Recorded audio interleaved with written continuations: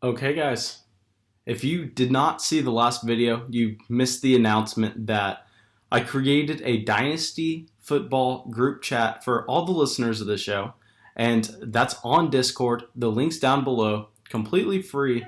I think we've had it for one day, have about 40 something people in it as of now, so I'd imagine that's going to continue to grow. There's already some good discussion going on there. And if you're interested, just go down, join the link below. I think I have it set where you can't send a message for the first 5 minutes after you join it. That's specifically just so like random bots don't join and then just spam the chats. So definitely go join. But I will say I have gotten a lot of DMs asking for specific questions with people's dynasty teams, and it's still going to be the same situation where I can only answer those questions with the supporters of the show on Patreon, just because I get so many questions on a daily basis. I really don't want to sound like a dick, but the thing is, if I answered everyone's questions, that's all I would be doing every day. I'd be on the YouTube comments or replying to people nonstop. I'd be on Twitter replying to DMs.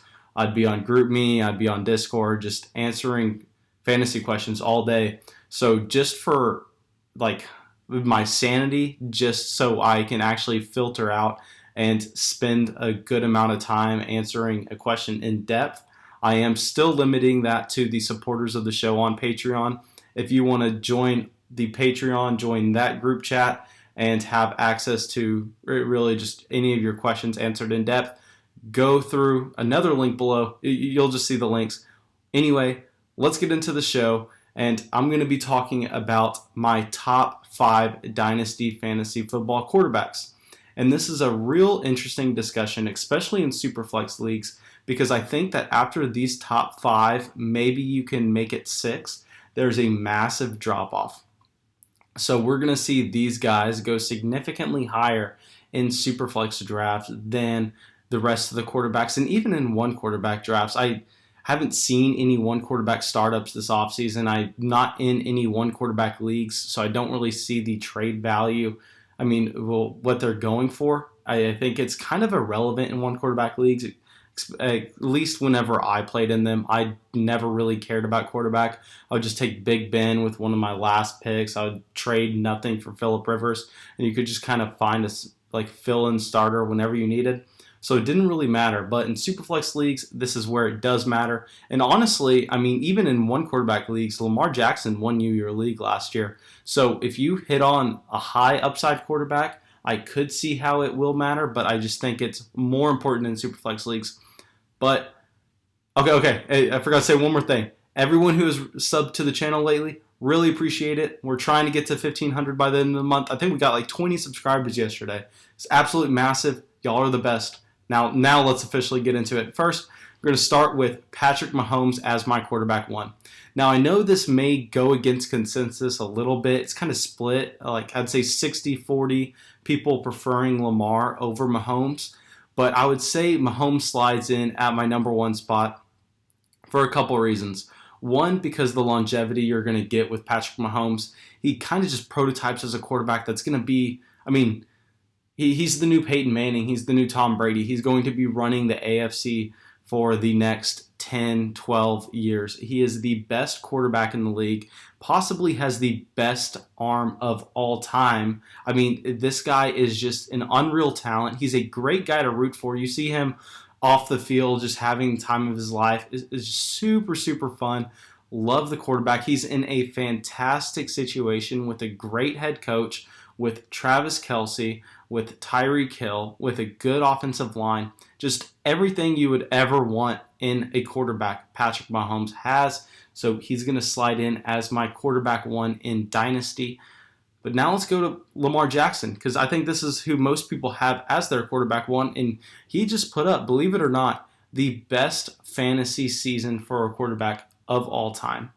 I know it's hard to believe, but look it up. In specific formats, Lamar Jackson was the QB1 of history. I mean, he put up a ridiculous stat line in 2019.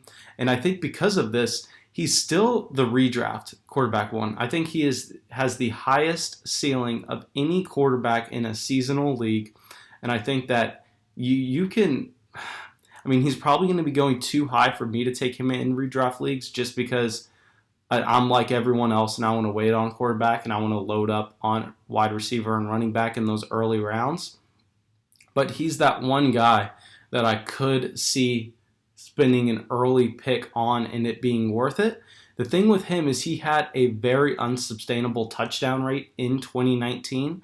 So going into 2020, he's going to regress when it comes to the amount of touchdowns he throws on a certain amount of pass attempts. But he could also regress. I mean, he could positively regress in the amount of passing yards he's throwing and the volume he's throwing just because the Ravens were so far out ahead in a lot of games that they really were able to just take the foot off the gas and slow down and not really have to do much at the end of games. So maybe we see more of a neutral game script in 2020 where Lamar Jackson needs to throw more. And that could, it's just kind of going to get his production from somewhere else, especially if we see the Ravens go out and invest in some weapons for Lamar Jackson. He kind of did what he did in 2019 with no wide receiver help at all. I mean, he was throwing to like Willie Snead. He was throwing to nobody.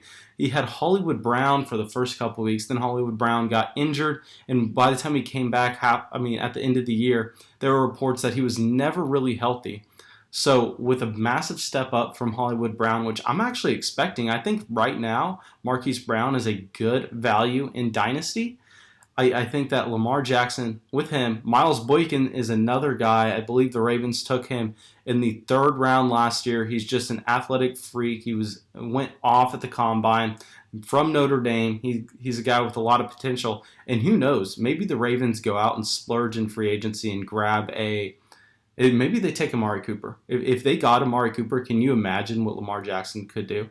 That would just be ridiculous. But anyway, I think that's the end of Tier 1. Now let's go down to Tier 2, which I think has 3 players in it, starting off with Deshaun Watson.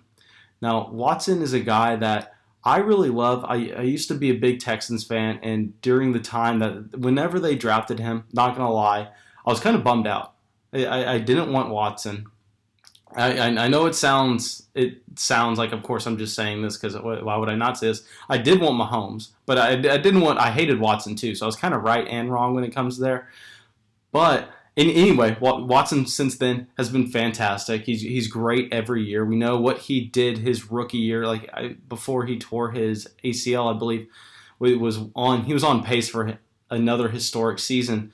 And the thing with him is he is so much better with Will Fuller on the field than with him not. He's still a great quarterback without Will Fuller, but if we could see Will Fuller play a 10, 12 game season, if he puts in a good amount of games, Deshaun Watson can conceivably be the quarterback 1 on the season just because his splits with Will Fuller stretching the field are considerably higher than with him off the field. So I think Watson is both a safe quarterback play and a quarterback that has the ceiling to be the number 1 overall player. So great pick. Can't really complain. I would take him at the end of Superflex startup drafts at the 1st round. Kind of stumbling on my words here, but we'll get through it. Now, this next ranking this is where it got hard for me. The first 3, extremely easy.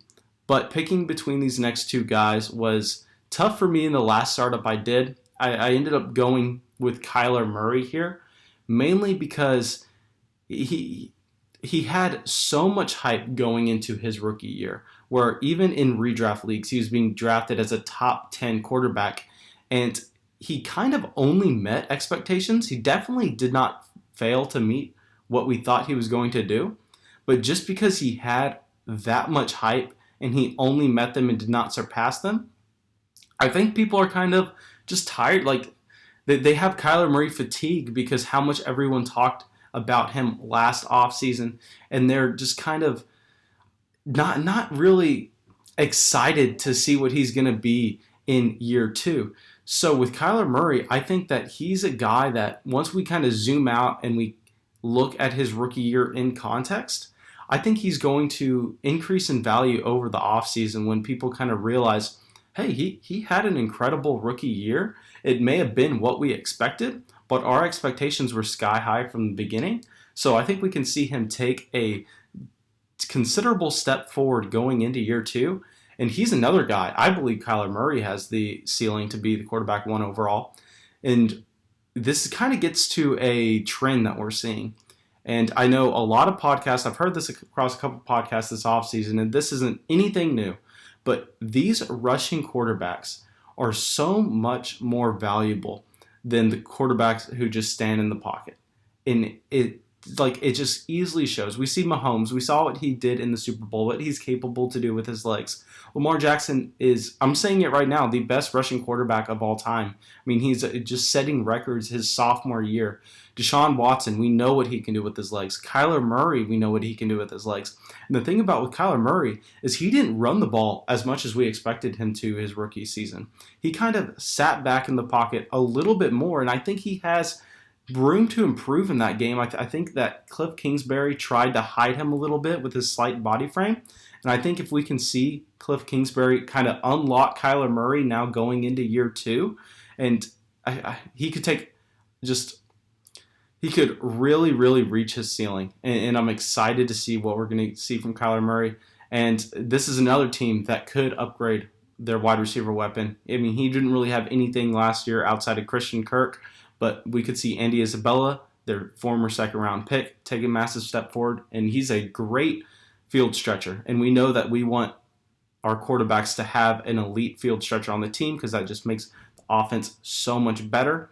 And I'm kind of hoping Larry Fitzgerald kind of gets phases out here. I know he's signed and he's going to be with the team in 2020, but I'm hoping that they don't really use him. He's so limited now with what he can do.